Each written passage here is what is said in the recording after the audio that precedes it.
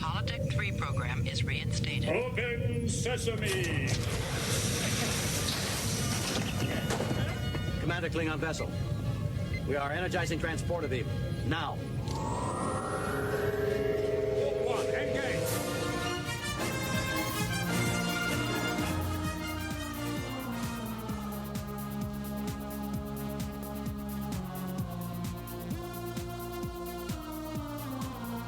All right, hello, welcome everyone to Star Trek from the Holodeck. This is the Picard edition. And as per usual, I'm your captain, Michael Flores. And we are on board the USS Rain Man Digital, and at the helm, navigating us through trolls and weirdos, is Ensign David. Hello. Hello, everybody. So, are you ready for your promotion once you achieve peak intellectual prowess when your theory proves to be correct? Absolutely. I'm waiting. I am just waiting.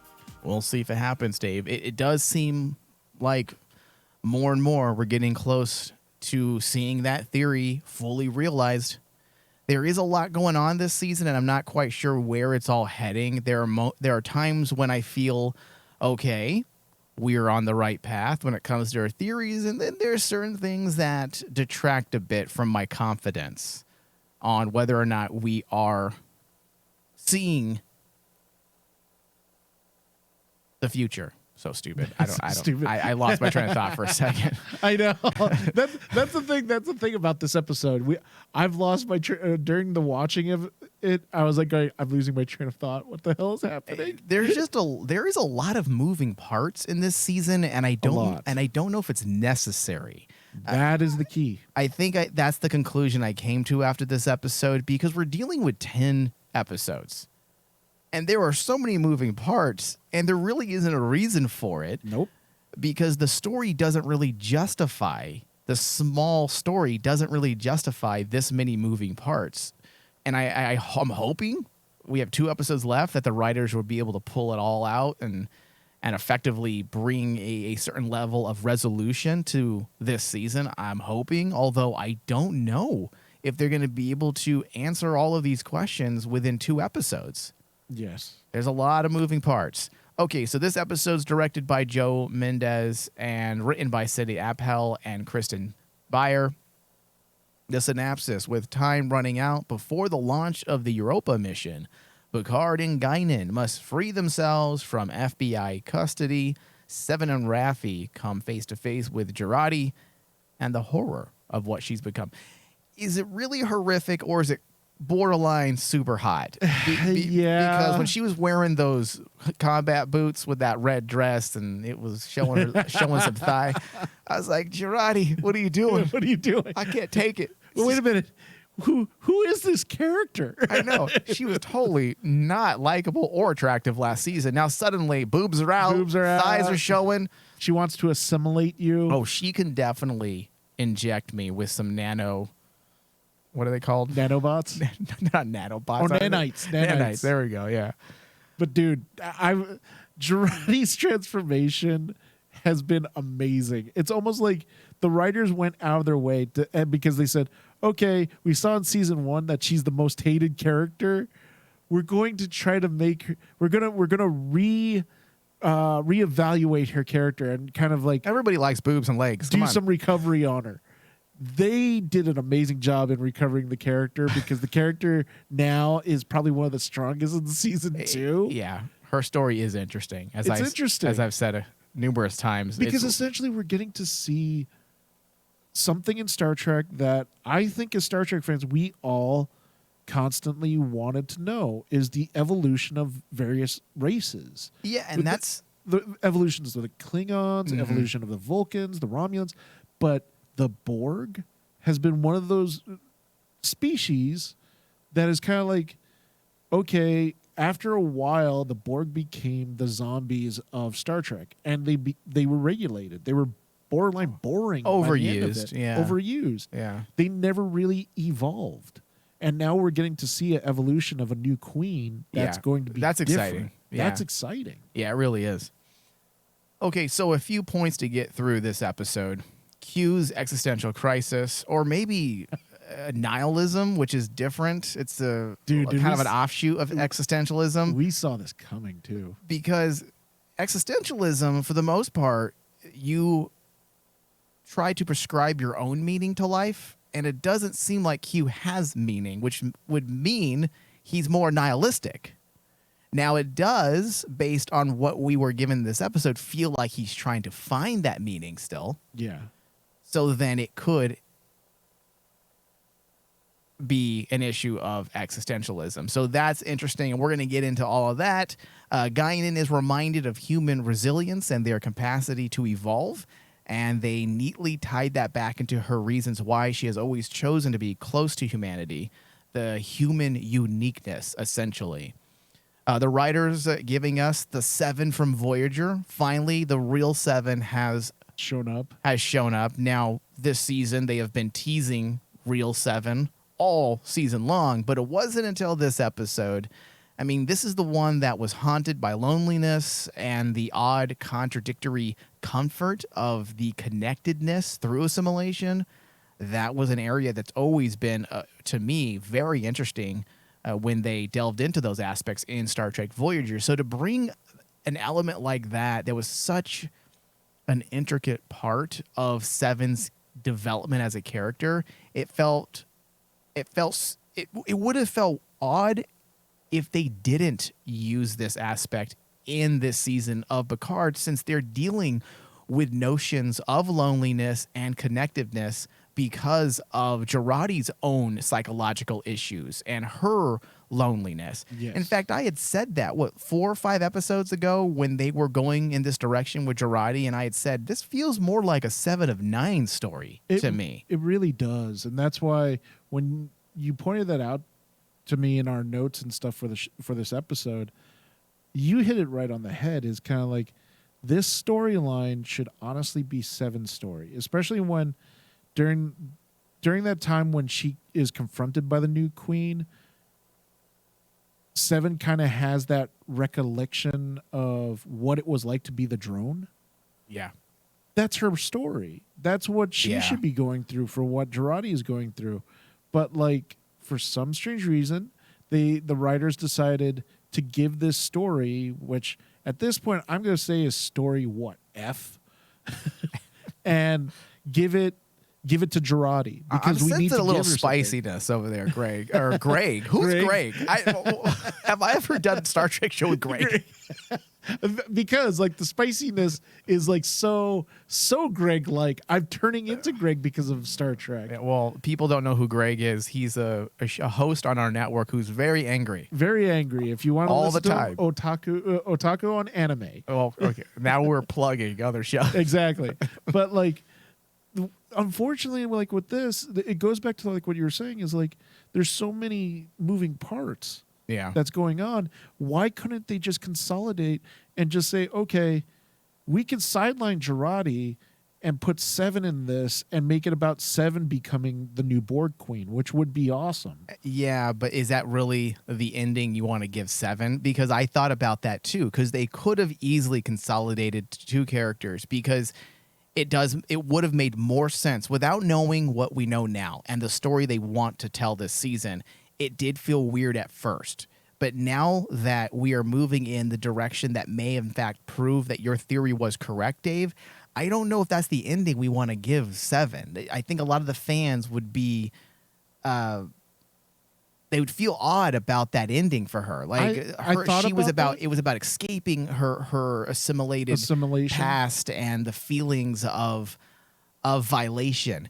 And then to just make her essentially the new Borg queen, I don't feel like it would go over well with a lot of Star Trek fans. So Jurati was the second best thing. Use 7's story to help flesh out Jurati's problems and issues. And that's why ultimately, even though, yes, there's an argument to be made that you can consolidate both characters into one, now that they're using 7's background to strengthen Jurati's story, now I'm okay with it, because at least they're using what was already established. But because if they had ignored it, wouldn't that be weird? If they just ignored, it would be extremely weird. And they never had 7 voice her problems with the issues that are very similar that Girardi is having. It would be very similar to season 1, where basically you had this moment where Seven could have addressed the fact that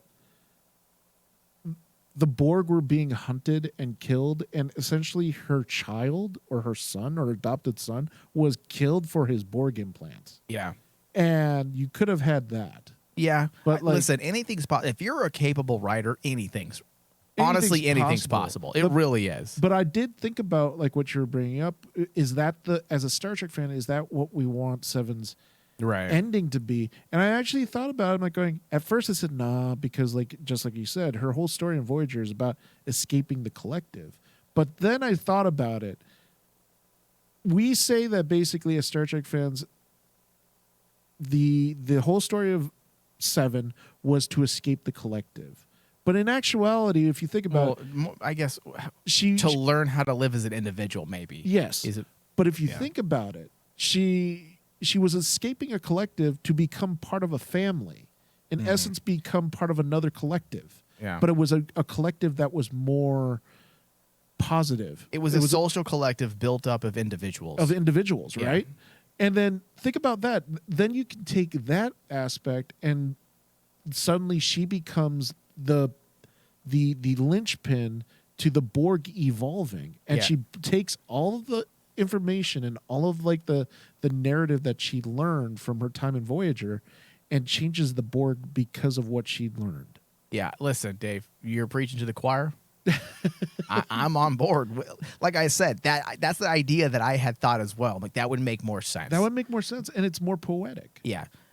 But like I said, I get what they're doing. This is their story, and what they're doing with Girardi and Seven also works. It works. It's just different. It's different. All right. The FBI plot also comes to a rather brief conclusion. Really fast, too. But the question remains, did it serve a point? Did it serve a point? And we will get into that as well throughout our discussion. Yes. I know there's a lot of people having issues with this season, and we had touched on this a bit last episode. The first season of Picard was already extremely polarizing, and it split the Star Trek fandom. And now this season has seemed to fragment the fan base further. Yeah, pretty much. The difference is that critically speaking, season 1 had issues surrounding the overall writing and severe narrative inconsistencies due to, it was due to a season that wasn't fully thought out before starting production. And that much was already said and has been said by the showrunner themselves. Yes. Showrunners themselves. This season shows a display of foresight, which is rule number 1 when writing a screenplay, whether it be for TV or film. The story and its ancillary philosophical messaging that runs parallel to the narrative is what makes this season stronger, and for me, much better than season 1. By far, yes. However,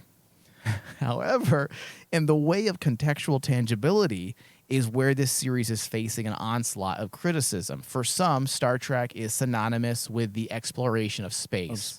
And the setting of this season has become tiresome to many viewers. Yes. And they have a valid argument. They do. Usually I don't agree with the naysayers. I feel like a lot of people just want to jump and get angry when something's different than what they're used to. But when it comes to this specific argument, I'm you know what? I'm just going to say I side with the rest of the Star Trek fans. And even though I enjoy this season, and I do feel like it's a much better endeavor, and it's very much on par with Star Trek, I can understand why certain people don't really want to look past the aspect of setting. Like, listen, that's great. Thank you for giving us all the bells and whistles of what essentially makes Star Trek without the actual setting itself. Exactly. So I understand their complaints. However, I'm also a little less critical because overall the story and what they're doing philosophically is sound. It's strong. It's strong. You can't look at, when you compare the two seasons, you cannot compare critically. Yeah. season 1 and season 2 and say season 1's better, because season 1 there was no direction. There's zero direction. Yeah. Season 2, at least, yes, we have a direction. We have a focal point. The story is centered around Q and Picard. Excellent. Your series is called Picard. Hey, how about we do a story look at that's centered you. around Picard? Fantastic. Where I think that basically I agree with everything that you said about how, like, some fans out there are complaining about it's not taking enough time in space. I agree. You know, I think that's why it was really key in the very beginning. We start in space. We got to see Stargazer. We got 3 to episodes. see 3 episodes of Rios as the captain of the Stargazer. Fantastic. Now, at this point, it is slightly getting tiresome, but unfortunately, because the narrative they chose, the setting they chose, they're stuck here. And just as a reminder, if people are just finding this show and they haven't listened to our other prior discussions, even though this isn't in space, this setting is very much a part of Star Trek history. It is. The augment, the rise of the augments and the war that followed The has already beginning of happened. World War III. The beginning of World War III. This is all very, very important areas in Star Trek history, chronologically speaking. Us finding ourselves in the 21st century, and of course, the augment wars being at the tail end of the 20th century. Yeah. So that's why I find it hard to be unhappy, because the story is good. It feels like Star Trek. It's just not in space. And even though I can look past that, I know that there are other listeners and other viewers, I should say, of Star Trek that can't look past that. And as I said, it's understandable. Now, David, we're going to get into some of these issues toward the end of our discussion. I figured we go over our typical hour mark this episode so we can get into all the ins and outs of everything, because we've been neglecting some areas because we want to talk about what's actually happening as opposed to what is happening outside of the show itself, and possibly also some issues of writing that we might want to get into, because I'd like to focus on the positives for the most part of this episode, because there were some great things going on in this episode. So let's just get started. For me, the strength of the season solely relies on the philosophical. Yeah. This is what Star Trek has always been about, the fleshing out of the human condition, the analysis of humanity through an optimistic lens, the idea that humanity can do better. And one way of doing that is looking inward, which is what this season has done really well with. Even with the Soong and Corey stuff, I'm not quite sure if it's important from a story perspective as of yet, but when evaluating the Corey story, it's somewhat similar to the story of Alice in Wonderland. And we have discussed Alice in Wonderland and the many philosophical avenues of this writing or this piece of literature in discussions for Star Trek Discovery, who also utilize the Alice in Wonderland story, which has been used before, as I said, but the parallel philosophical notions of Alice in Wonderland was made clear with how Q offered the cure to Corey. Yes. With a little tag that says freedom. This was literally taken from the pages of Alice in Wonderland with those tonics and foods that Alice ate with their tags of eat me and drink me. So why is this relevant? Well, many academics believe that much of the idea of Alice in Wonderland was a story that represents a child's progression through life.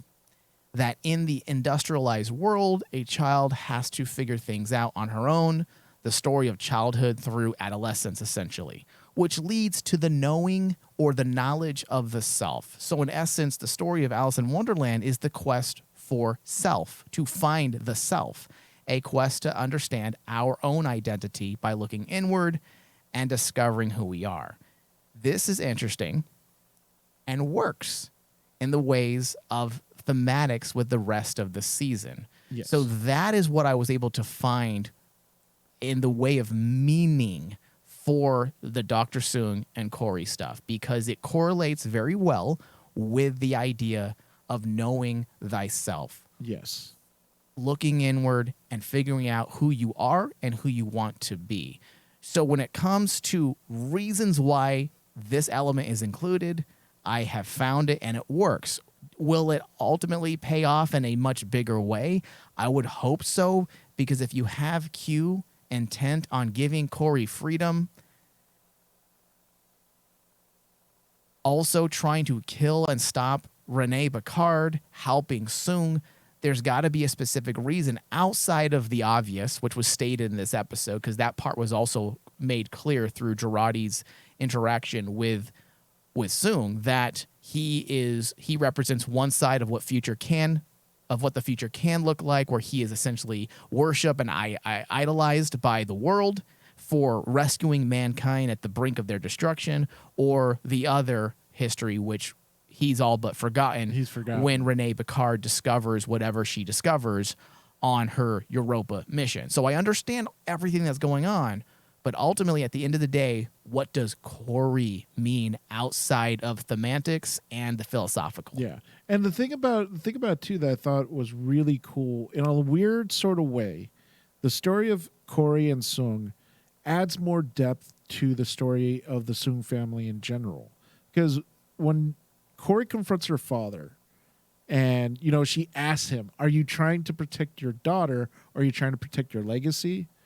I got vibes from the initial talk of Sung, Noonan Sung to Data, when Data talked to his father. Yep. And his father was talking about how we look at children as our legacy. They're our legacy. They're the ones that carry on our name and everything else. And that's why children are important. Here we're seeing the opposite, the birth of that thought process among the Sung family, because Adam is actually being asked, is your daughter more important than your legacy? And it's going to be interesting what happens in the end. I think if they were to nicely tie it together with how Data and his father, their relationship, their ideology is the bookend of the Sung legacy, that would be cool. And that's what I started thinking about when I saw the scene, and I liked it because philosophically it touches on that idea of Star Trek, where we've always had the question of one's legacy. Yeah. What does it mean? And and I will give the episode this: they stuck to their themes a lot in this episode, right? Yeah. You look at every single person that was going through it, you could actually pinpoint and say all their storylines tie to one theme of legacy. You look at Sung, it's about his daughter or his legacy. What's more important? Q, going through an existential crisis about how, is there any meaning to life? I would agree with you that legacy could definitely be the overall theme that's governing everything, but also what's a part of legacy? Legacy is about what you leave behind. What you leave behind. And what you leave behind, how do you figure out what you want to leave behind, and how will you discern that? Well, you have to also understand yourself. So all of it connects. The looking inward, the idea of knowing thyself, your legacy, all these things fit into a neat, coherent box. Oh, yeah. And that's why I say this season is leaps and bounds better than last season. I mean, the thing with Q too is when he was talking to Guinan about what he was thinking about having his existential crisis. Yeah. I started thinking about all those times in Voyager and all the Q moments that me and you have discussed in the throughout the show, our show's history, where Q is dealing with themes that are very questionable. I started thinking about those episodes where they dealt with the Q that wanted to commit suicide. Yeah. And in the end, Q is left basically watching his associate and friend kill himself. And then he's left with that knowledge that basically, well, what's his legacy? Right. And then when suddenly you flash forward and Q is having the same problem with that question of legacy and having that idea that he comes to the end of his life and he realizes that there's nothingness. And that was even the one thing that absolutely hit me in the feels when Q basically tells, I think I put it in my notes that he mentioned about seeing the end and then coming to the realization that where was it? That there is nothingness. Yeah, and we'll get into that, Dave, because that's a whole other topic. And I kept thinking to myself, do you remember what your friend told you before he died? Here, put a pin in it because we do need to get into that because there's a lot. We're going to spend a lot of our discussion today on all that. But let's stick to the Soong stuff first that you had brought up. So, David, you have a lot of thoughts on Soong. You have a lot of knowledge on Soong. Yeah. In the end, and tell me if you agree or disagree with this. In the end, Soong always chooses the right decision. So this one seems to be very twisted and more selfish than even some of the other Soongs. Yeah, that is even his grandfather, wasn't it? That basically Eric Soong was an ancestor. Yeah, Eric Soong was the one from Enterprise, and he feels a lot like this one here. The difference is at the end of it all, he ultimately makes the right decision. He makes amends. Yeah, so we know that the Soongs, at least the ones we have been privy to, their offspring, ancestors, they live in the gray and oftentimes dabble within the unethical. But in the end, they choose the right course. That's where I'm kind of conflicted because it doesn't seem like they're going to do that with Adam Soong. And I don't know if I don't know if that feels right because do we really want to know that the Soong legacy has such a hateful past? Well, we've always known that even Data's father, Soong, even him, he wasn't the nicest man. He was very jaded, but he had his one connection to humanity was his wife. They're unethical people. They're unethical people, but there's still that. But they have love of family. Love of family. Hasn't and there's that that always glowing hope? You know. Yeah, and you also mentioned the legacy. The legacy's always been important to them, and many times I want to say in that episode that introduced Noonien Soong, that episode was a very powerful episode because it was a display of selfish desire for one's own legacy, but also embedded within that selfishness was a deep love for his family and his created children, Lore and Data. And think about it too in that story. Noonien Soong, even Lore, who we all agree as Star Trek fans is one of the greatest villains in Star Trek TNG history. But even Lore, he would not turn against his son. Even to the point that basically his son killed him. Exactly. And his dad would not actually say anything wrong with him and accepted his fate. That whole thing right there encapsulates what the Soong family legacy is all about. Right. So my point, I guess, David, now that you have voiced that, is do we want to see a reconciliation of selfishness, legacy, and love through Adam Soong's actions within the next 2 episodes so that it feels more consistent with everything else we've seen of Soong? Or do we want this to be the anomaly, the odd man out, the worst of the Soong? This is what happens when the Soongs allow their unethical side to completely consume them. And I think that basically it would be better if they were just to go the route that I think that they're going to go, where Adam comes to the realization that his daughter is more important than his legacy. His family is more important. And then he goes that route. See, I feel like that would be more Star Trek. That would be more Star Trek. Because to go the other route, yeah, it's cool, it's twisted, it's new. But it goes against every single principle we've known as Star Trek fans. Yeah. That's not the way to Gene Roddenberry's utopia. Yeah. I would like to see a little bit of hope and optimism when it comes to the Soong. Yes. Because that's what they did so well with Eric Soong and Enterprise. Because I remember when I was originally watching the episodes of Enterprise, I was really intrigued. I loved what they were doing with Eric Soon and the Augment storyline, but I was also disappointed in how bad he came off as a character and as a person. I'm like, I wanted Soon to be good, but by the end, they course correct and he realized the error in his ways. Yeah. So they were able to fix it. So I'm hoping they do that because what Enterprise was trying to do is they were trying to focus on the optimistic side Yes. of this storyline rather than ending it in doom and gloom and painting this portrait of just sadness. So I'm hoping they do that with this as well. We will see. We'll see. Now, Dave, the 7 of 9 stuff was good. We pretty much touched on it at the beginning of the show, so let's just go through it very briefly here. I feel like this season has been more true to her established characterization.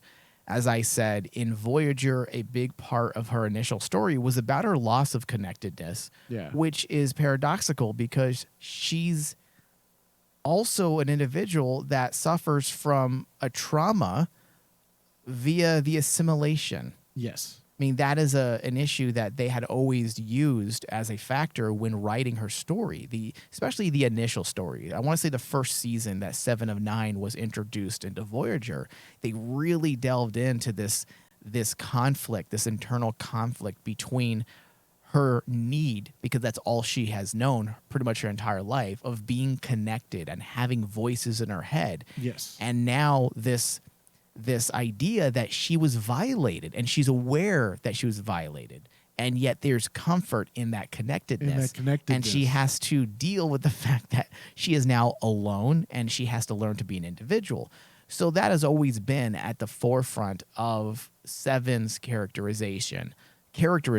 So using that established trauma, I feel like was an effective way to express these notions and connect them to Jurati and what's happening with the Borg Queen. Yeah. And that's the thing that I really liked, because the one thing that I felt really frustrated about in season 1 was you bring in 7 and you don't make any movement or any knowledge about her time on Voyager. Do you see the difference? Yeah. With 7 this season and last year? Because last year she was just, as I have said, she was Sarah Connor. Sarah Connor. She had a gun and she kicked everyone's ass and shot people. And I still question that decision because I don't know a 7 of 9 whoever acted like that. Liked that. So this 7 is way more on par than what we know. Oh yeah, and the amazing thing to me is like they've removed.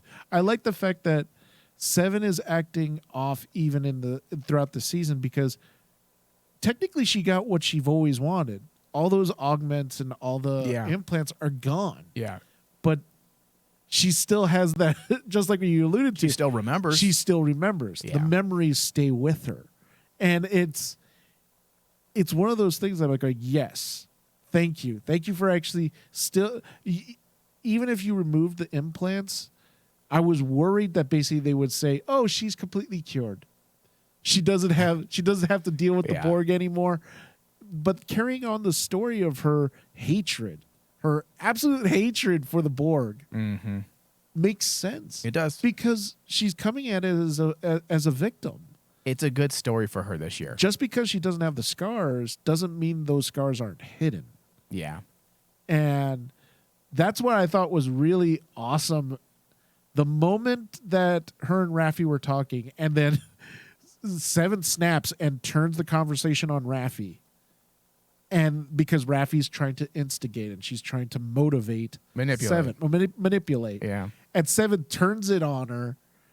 And then you follow that up with all of 7's trauma. I actually wanted to do a slow golf clap, because at least they acknowledge that fact. She has a history. She's not Sarah Connor. Yes, and I like that you stress she has a history. She has a history. Because this is something we said all last season. When you bring in characters like this, you should only bring them in not for nostalgia purposes. There's no reason for that. Star Trek should be beyond nostalgia. Star Trek doesn't need that bullshit. Yeah. What Star Trek needs is well-defined characters, and we have hundreds of them already established. So if you're going to bring in one of those hundreds of characters into your story, then use the elements that have already been set up for you and make it work for your story. And in season 1, everything we know of 7 was not fully utilized in season 1 at all. This season, David, is a perfect example of using a character not for nostalgia purposes, but because her story would fit perfectly well with what they're trying to do this season. Yeah. And that's why this season is a success so far when it comes to 7's story, and it justifies why you brought her out of the basement, wherever this character has been stashed for the last 20 plus years, and they're now using her correctly. So I'm very happy with that as well. I hope the trend continues. That's the thing. Yeah. All right, so let's get into the big thing in this episode, which was all the Q stuff that you were jumping into. Because, dude, that so even some of the shots during that scene was actually really well done. I liked everything we were given with the Q stuff because not only was it informative, but it was also pretty much on par with what we know of this Q here. Yes. So a few things were officially explained. Q is sick, and he is dying. He's dying. Appropriately, the writers use things we know of Q to strengthen the idea that he's going through an existential crisis. You had mentioned Voyager. Now, the difference with Voyager, and I see a lot of people unfairly blasting Q's storyline in Voyager and that he had no point. Oh, no. And I would disagree. I disagree. Now, Q in Star Trek The Next Generation was used as a writing device to essentially help us understand Picard and also pose philosophical questions. In Voyager, it became, when he would pop up into Voyager, it was more about him as a character and fleshing out him as a character. That's what worked in Voyager. It wasn't about him trying to pose questions for Janeway, because that would have felt horrible. Instead of trying to carbon copy what they did in TNG, they decided to make him essentially a character that they were going to explore. His problems, his issues, his ideology, his outlook. And they are using a lot of those elements to shape this Q here. The idea that he's going through an existential crisis, he's come face to face with his own mortality. And though he doesn't have a problem necessarily with his life coming to an end, in fact, there was a semblance of, of peace to this idea that he was going to die. He's utterly disenchanted with the meaningless of his death, the meaninglessness of his death. He had initially thought that his mortality would lead to a grand threshold of purpose and meaning, and it hasn't. Now, this presumably is what motivated him to interfere with Picard's life once again. It seems like he's attempting to carve out meaning through whatever he's attempting to do with Picard. So, Q's actions are not necessarily 100% consistent with typical Q, which is solely about Picard. This seems to be about Picard, but also about him wanting to find meaning in his life before he dies. And whatever Picard has to do with it, I'm sure it's not going to end incredibly well for anyone, but at least it feels consistent with Q. Yeah. There are a few choice words that was used to describe his intent. Simulacrum. There you go. Now, that's actually a part of philosophy as well, which easily has to do with 1,000 different areas of philosophy, but we're going to focus on what it would mean for this specific episode of Star Trek. Okay, hold on. Okay, so basically there was a 1980s philosopher that sought to examine the relationships between reality, symbols, and society. Yes. In particular, the significations and symbolism of culture and media involved in constructing an understanding of shared existence. Yeah. It's basically, it deals with the representation or imitation of a person or a thing. That basically, when you think of the Statue of Liberty, Yeah. and basically what does that represent? Well, that represents, for a lot of people, the Statue of Liberty represents America, USA, red, white, and blue, freedom, all that stuff. That symbol is tied to those meanings. Why is that? Why? And similarly, I almost said it. Similarly, like with Q, the question becomes, why is Picard so important? And it's really cool, dude, when you actually take a step back as a Star Trek fan, and Star Trek fans have to take a step back and see the really awesomeness that what this whole argument's all about is because we do this as Star Trek fans. Why do we always personify Picard as the greatest of all captains? Because he represents these quote unquote ideals that we tie to being a great captain. Okay, why? Why is he that symbol? Yeah, and there's truth in symbols, and that's something that this philosopher had said. He said the simulacrum is never that which conceals the truth. It is the truth which conceals that there is none. There is none, yes. Which is a bit nihilistic. It is. To a degree. Because in a lot of ways, the adage is we put these ideals to those symbols, but at the end of the day, it's just a symbol. So, like, you look at the Statue of Liberty, and it's a very nihilistic thing to say is basically, if the Statue of Liberty was just torn down, does that end the world? Yes. No. So what exactly is Q saying then by uttering that word? Is he trying to say that he is the symbol of all shared existence? Is he saying that Picard is the symbol of all Federation existence? I think the way I took out of that was like, especially when you take into account Q's story and how it's tied to Picard, and we started the whole journey with Q and Picard with the question of, is humanity... are they worthy of being out in the stars? Yeah. And Captain Picard was the one who answered that. And all of a sudden for Q, he's like going, well, he's the symbol. He's the reason. I see him as the reason why humanity is worthy. And that's what started Q's whole journey in trying to understand humanity and see, okay, why are they worthy? Then he goes to, Deep Space Nine with Sisko, realizes that basically not all captains are alike, and Sisko is not going to act like Picard, but Sisko is still a great man. Yeah. And he respects him at the end of the day.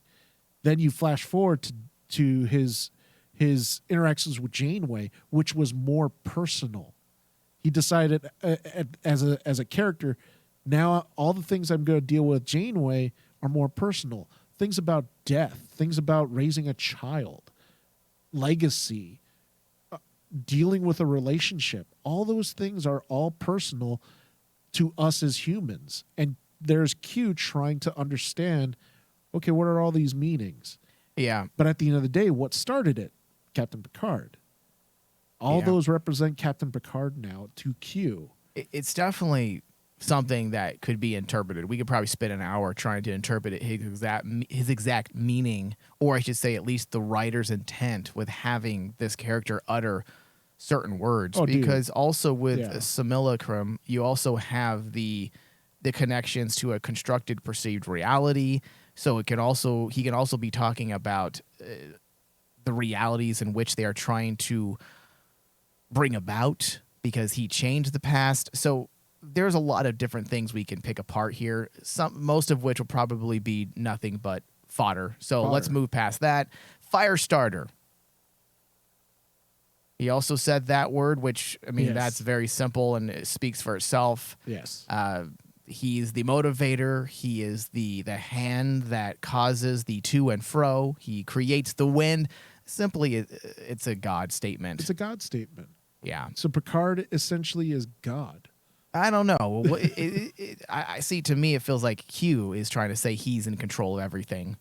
Your perceived reality, if you take simulacrum as well as Firestarter, it feels like he is alluding to the fact that he is, in fact, the God of all existence and that he is in control of our lives. That's what it seems like he was trying to say. But again, there is a lot to pick apart There's a and lot pick to pick through. apart. Because then he turns it into like, then he has the crisis that basically at the end of his existence there was nothing. So he's just being petty. I feel like a lot of what he was saying was just him being angry. So Oh, easily. It's very. The way I saw it was like, if people are familiar with Nietzscheism, I think that's how you say it. But that type Nietzscheism, yeah. of Nietzscheism with that type of philosophy, it is very kind of angry and hateful. That's why I like it. And I looked at Q, and I'm basically going. I was watching that scene. I'm like going, Q just turned into Nietzsche, and right in front of me because he just freaking is angry and flat out like going, everything's a waste. Yeah, it's not necessarily angry. I would say it's more pessimistic. Pessimistic, yeah, probably. Yeah. All right. So ultimately, this aspect of the episode explained some of Q's intent, but it also helped solve the issue pertaining to the FBI agent. The idea that humans can get stuck in the past, we dwell on the past, and sometimes to our detriment. There were clear parallels between Picard and the FBI agent that were being drawn, which clearly is just strengthening the points from last episode. The idea being that when something is broken inside, it stays with you. You live in the past until you're able to reconcile it.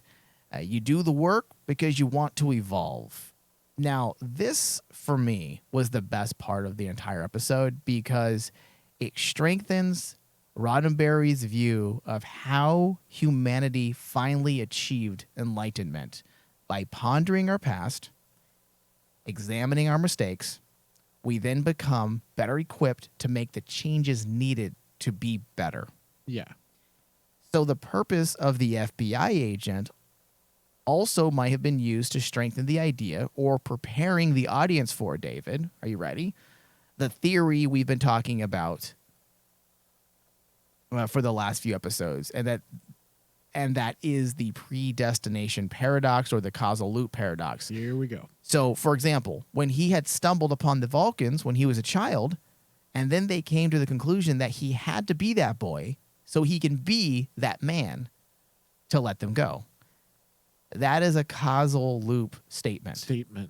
So that bit strengthens the theory that we are, in fact, dealing with a paradox loop, a predestination paradox loop. We only have 2 episodes to see whether or not it comes about, but if you look at that FBI agent, what other point is there for having this odd subplot involved? Now, I do like the statement, the Gene Roddenberry statement, but also you could have made that statement without this weird subplot. So unless the FBI agent was used to strengthen the idea of the predestination paradox by setting down some crumbs and essentially explaining and getting the audience adjusted to the idea that some things need to happen in order for the next thing to also take place, then I understand this subplot. If, in fact, we're not dealing with some type of predestination paradox, I'm going to have to fucking question why you bring in an odd subplot that really made no big difference to the story other than waste 45 minutes. Exactly.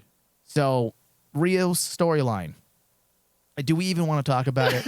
You said you didn't want to talk about negative. Well, you know what, David? Let's just move into our final thoughts. Let's move to our final thoughts now. Let's move into our final thoughts, and we'll discuss after our final thoughts.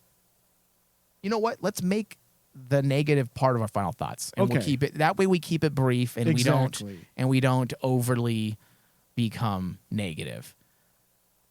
Okay, so David, this episode feels consistent with the rest of season 2. There is a greater understanding of Star Trek at work here.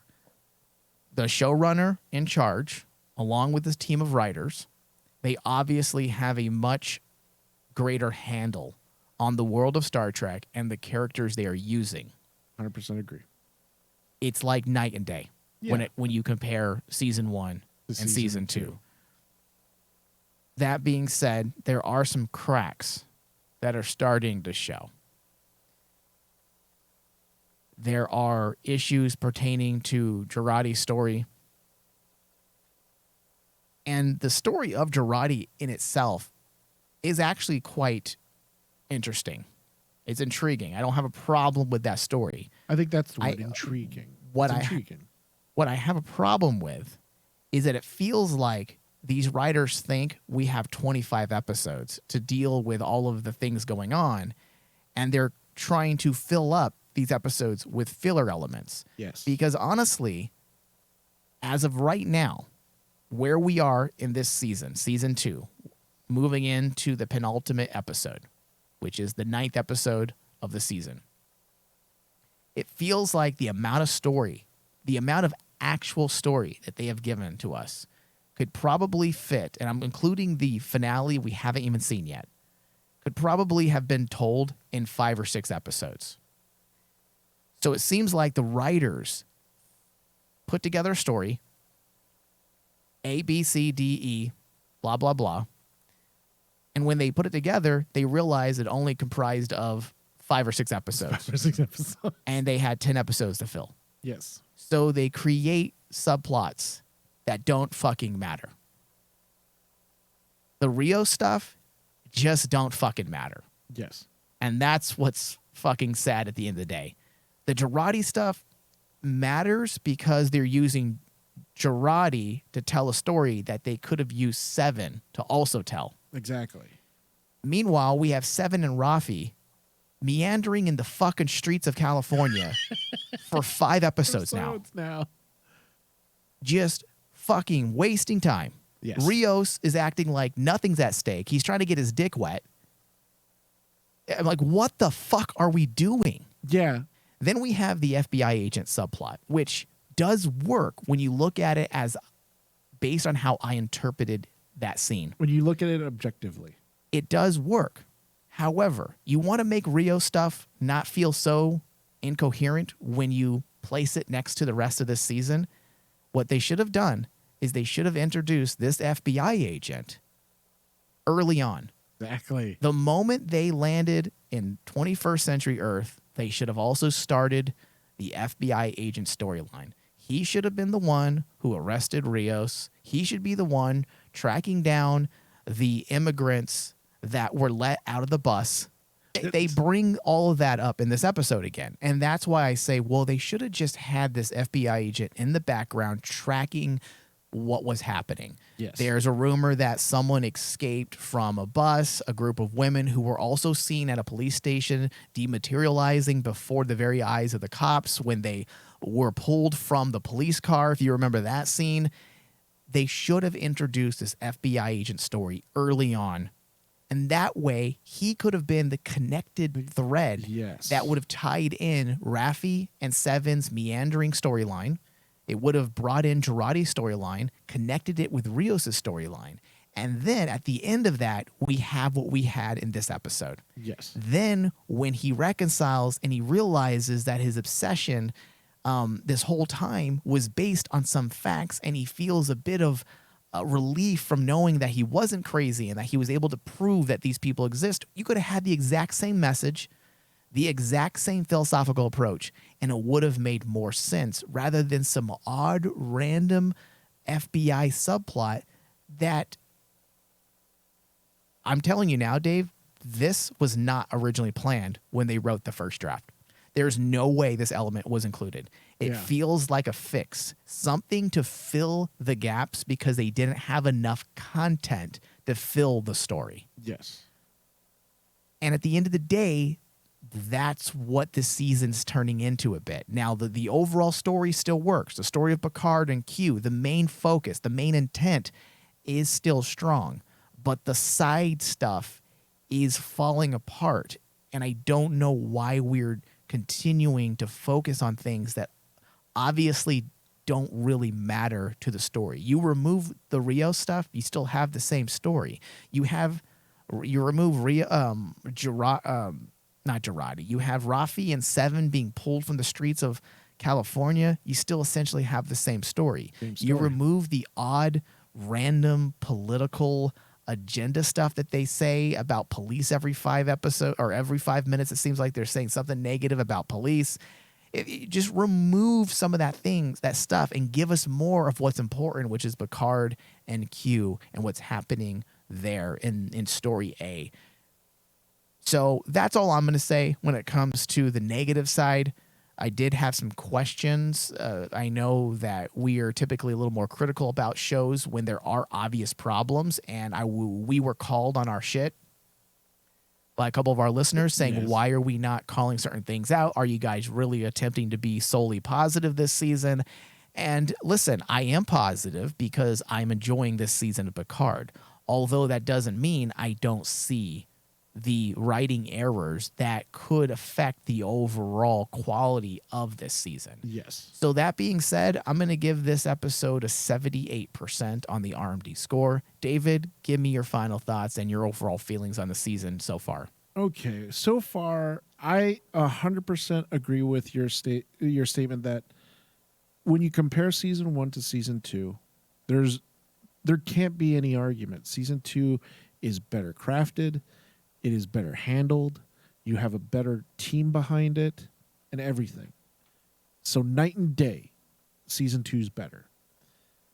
In regards to this episode was the one for me where I basically came to the realization about the problem with season 2. And I try not to listen to the negative chatter among fans because there's just a lot of hate trolls out there that just want to hate on Picard just because. But I actually went into this series wanting to give it a chance.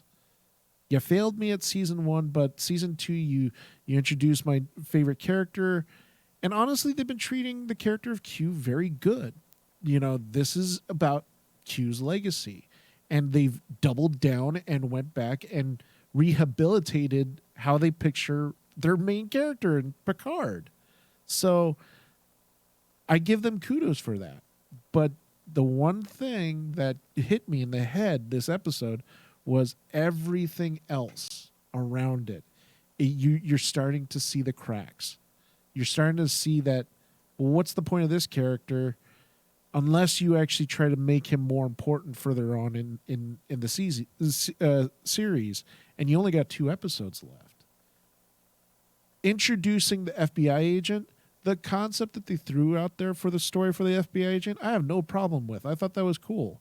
Yeah. But then at the end of the episode, I'm like going, well, what's the point, though? There was no point. What was the point in the very end? Well, other than strengthening ideas that had already been introduced. Exactly. And then if you're just doing that with all your characters, your characters are starting to get bland.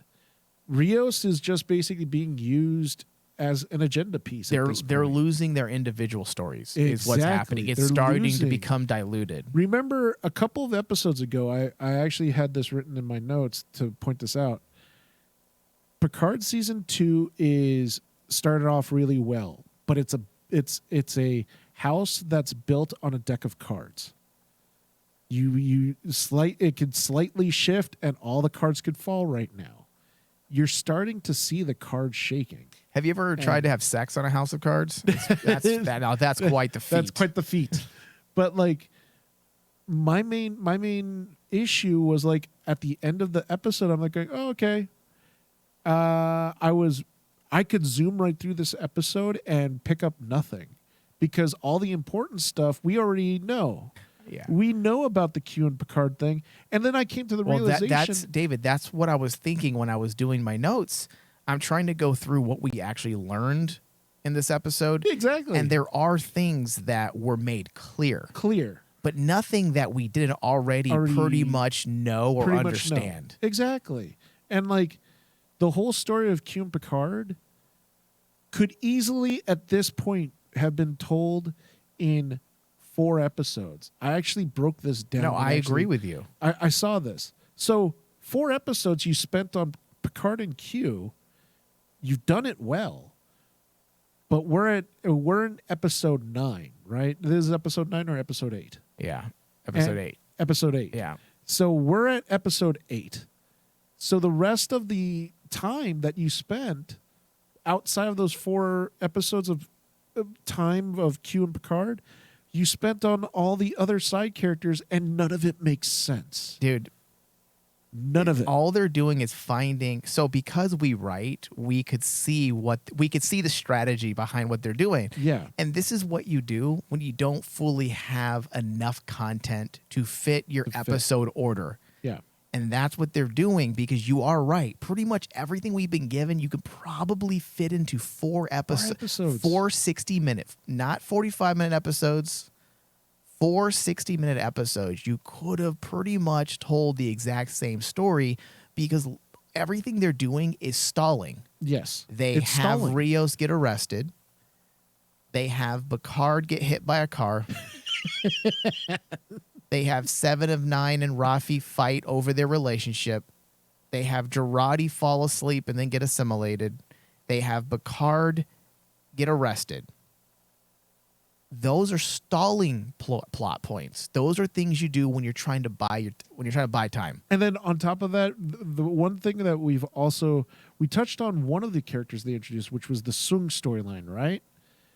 And then did we forget that basically there's another storyline that they're talking about, which is Renee's storyline, where she's supposed to go up in space and find like bacterial She's life been all form. but forgotten. She's all but forgotten, but she was supposed to be important. She should have been. Okay, so you're right, because you have Q playing psychiatrist. You have Renee, Picard being, I guess, essentially, as we had thought, set up to be a major player in the story, and suddenly she's also been sidelined for meandering storylines. So which I feel like if the story is about, or it rests on the shoulders of Renee Picard, then how the fuck has she been in only one episode? One episode. And then on top of that, so just to actually form my thoughts clearly for the audience, besides the Picard and Q storyline, you have Renee's storyline. That's 1. You have Rios, 2. You have Girardi's storyline, 3. You have Rafi and 7, 4.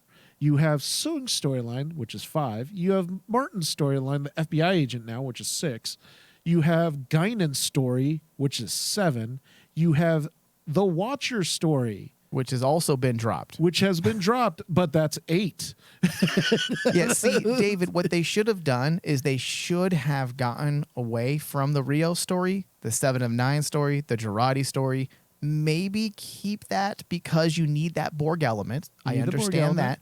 But they, instead of trying to craft individual stories for Rios, what they should have done is written Rafi, 7, and Rios stories that aid Picard's progress and his story. Exactly. That's what they do. When you have a show focused around one individual, everyone's stories should not be individual stories. They need to be stories that guide and push forward the main storyline. And instead, we're getting odd offshoots that don't really matter. Because if you had gotten rid of those, you could have tied Rios into the Watcher storyline, into the Renee Picard storyline, into the actual Picard himself storyline. There's so many things you could have done with those characters that would have helped the overall narrative of the season. Instead, they're getting stuck on these odd plot points. And so yes, David, you are right. There's a lot of moving parts that are probably unnecessary. That's why I'm really hard on this episode.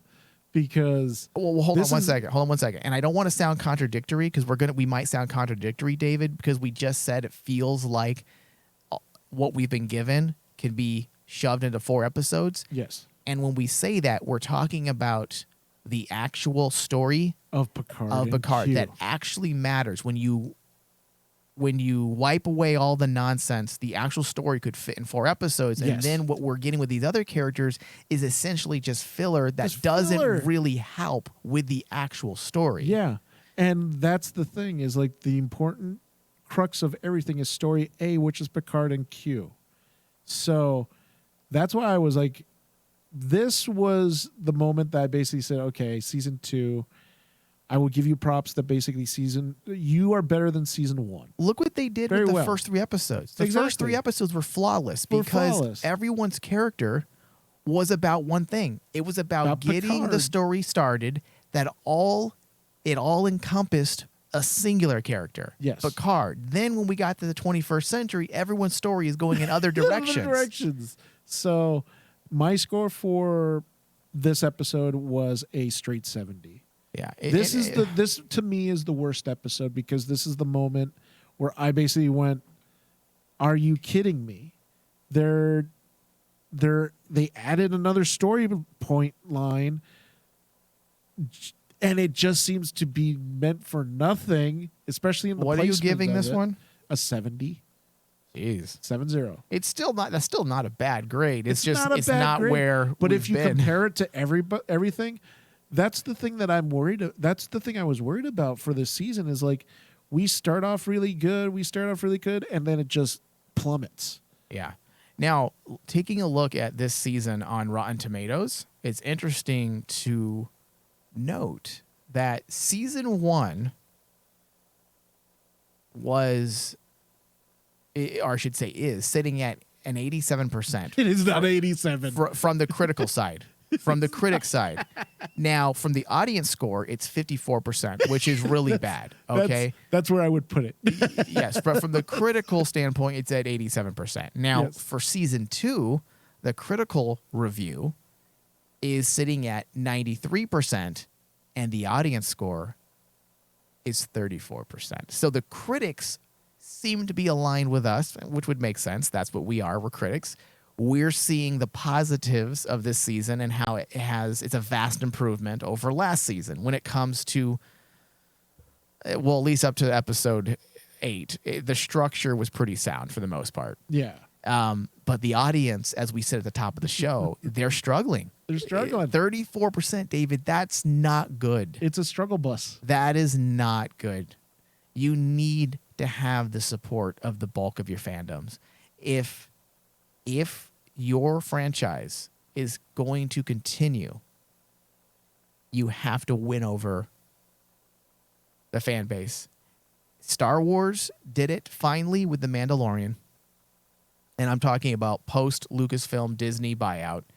They finally were able to achieve critical as well as fan appraise. Yeah, critic and fan appraise was won with The Mandalorian.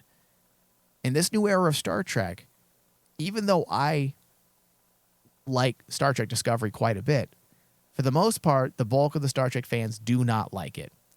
And now we see the same thing with Picard.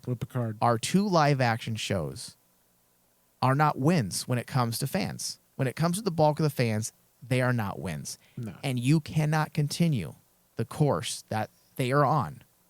They cannot continue on this course. They're going to have to make changes. They're going to have to acquiesce a little bit to what fans want. And here's the thing. That's the thing I'm afraid of, though, Mike. Oh, I know. Because season 3... It's a double-edged sword. Season 3 is going to be coming out. All the fans, I can't wait. All the TNG guys are back. Okay, you guys get what you want. But mark my words. Season 3 could be a shitstorm. Well, listen, David.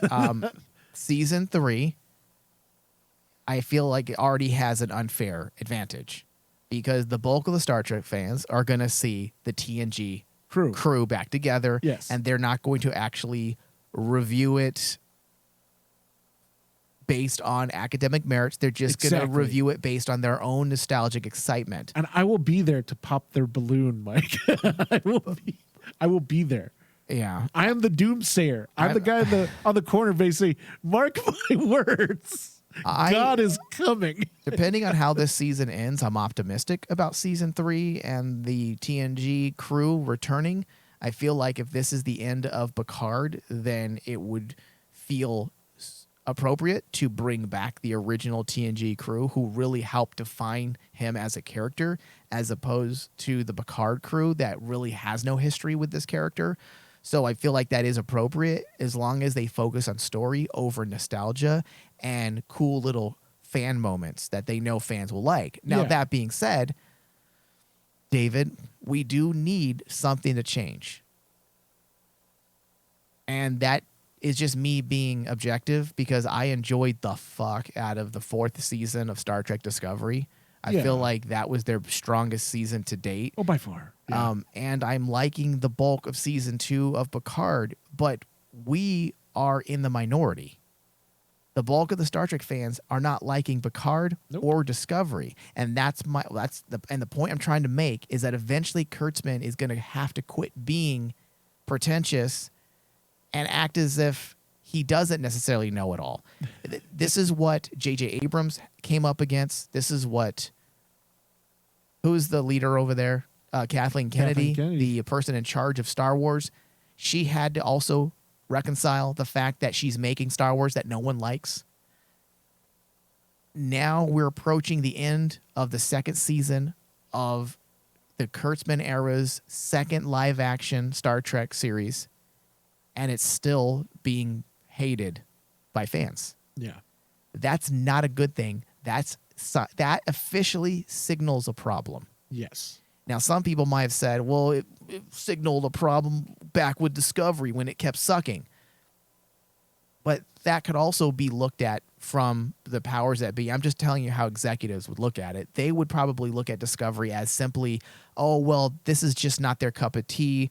But the next thing we make, fans are going to love it. Well, here's the next thing they've made, and the bulk of the fans are not. Jiving with it. Yeah.